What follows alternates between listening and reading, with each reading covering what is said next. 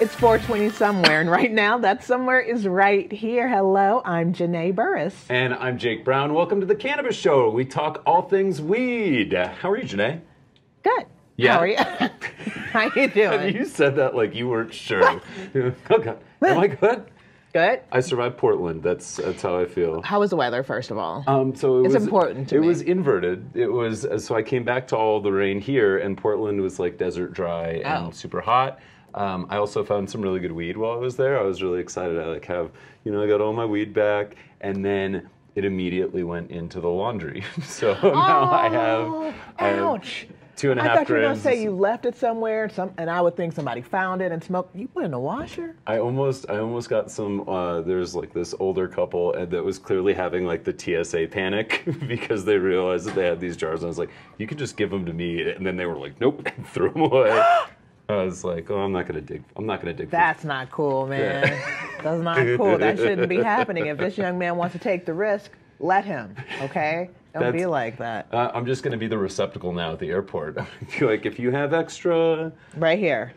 It's funny, too, because now they're seeing all of the guys and gals that work at the rental car places are scoring a bunch of free weed that way. Because people freak out before they get to the airport, and they're like, dump it all there. So now Portland also, they have like a problem with homelessness that is now extended to rental car lots. Oh, my gosh. So people are digging through the trash. Quit throwing it in the trash. Just like leave it like at the door of a church. I don't know. Where can you abandon your weed? Yeah, I was about to say, like it's like a fire department baby. Yeah, just abandon it like a baby. Just abandon it. Just leave it there for somebody else to take care of. Somebody will. Your baby will be smoked. Absolutely. Please. Now it's time for the Week in Weed and our top story of the week. If you're the leader of a legal cannabis state, the last pen pal you want these days is Attorney General Jeff Sessions. Boo. In a recent letter to Oregon Governor Kate Browne, Sessions included a laundry list of issues with their state cannabis program that could be seen as the first step in making his case for federal intervention. Citing a report from the Oregon State Police, the Attorney General highlighted black market trafficking, out-of-state diversion, underage use, lack of education on driving high, and explosions from concentrate extractions gone wrong. What? It's a real thing.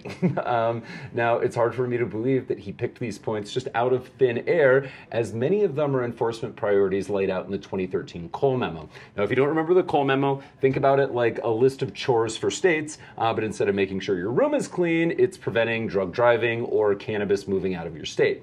What happens if you're not up on your weed chores? According to the Cole Memo, quote, if state enforcement efforts are not sufficiently robust to protect against the harms set forth above, the federal government may seek to challenge the regulatory structure itself, in addition to continuing to bring individual enforcement actions, including criminal prosecutions focused on those harms.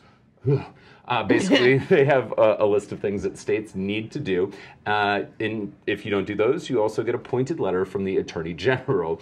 It's important to note that he sent similar letters to governors in Alaska, Colorado, and Washington State after they asked him to, quote, engage with us before embarking on any changes to regulatory and enforcement systems, unquote.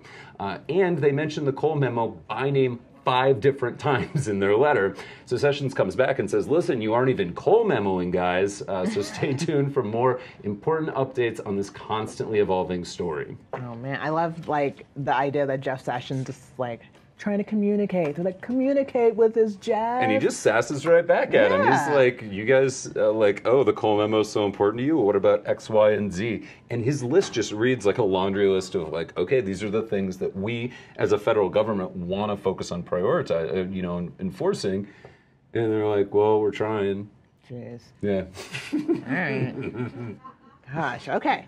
Hi. I'll bet when Pastor Sean Burkbile of Abbottstown, come on, how would you say it? Burkbeely. In a way that doesn't sound like weird vomit. Burkbile. You should change that. Pastor Sean Burkbile of Abbottstown, Pennsylvania, first donned his robe and white collar. He thought he'd never do anything cool again.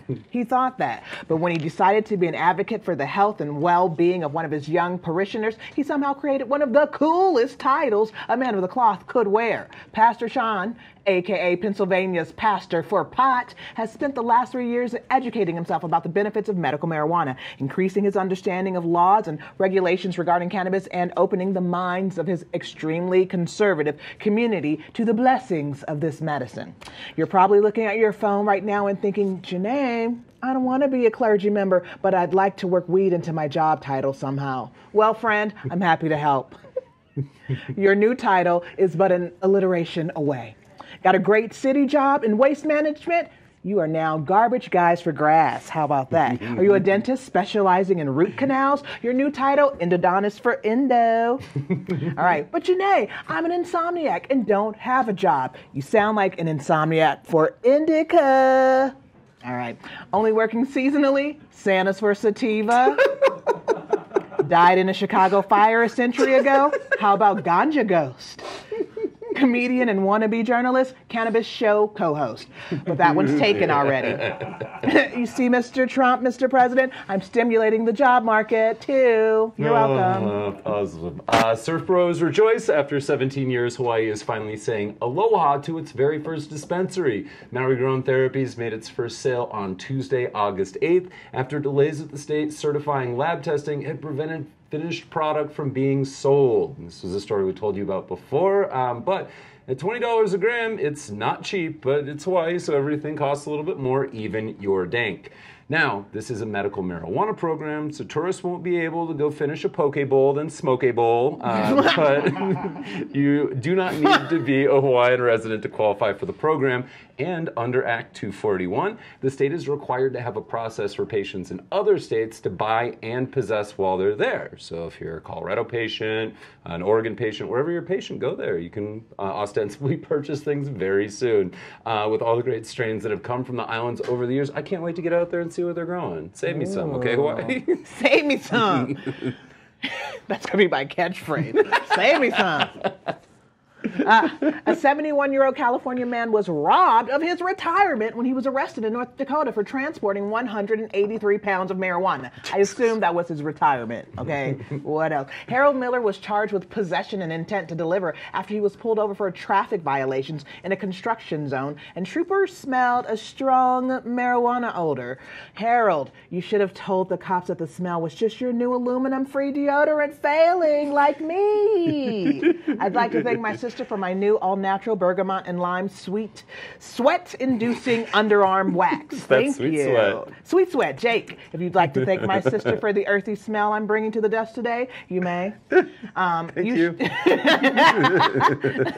You should have just invested your retirement money in a Ponzi scheme, Harold. Your money would be just as gone, but at least you wouldn't be in a North Dakota jail, dude. Come on. How do you have nearly 200 pounds and you're like this construction zone? Screwed, I'm going for it. I'm just going to blast through here real fast. Gun it and get through here. Oh, poor Harold. Come on. Harold, you made it all the way from California to North Dakota, and then you just like blew it? What happened? Think that was probably North Dakota stashed for like the year. Yes. It's like they sent him out for the 30-pack for the party, and he's almost back, and then almost. He was so close, man. No. Oh. Was that his destination, North Dakota? Do they need his weed from California?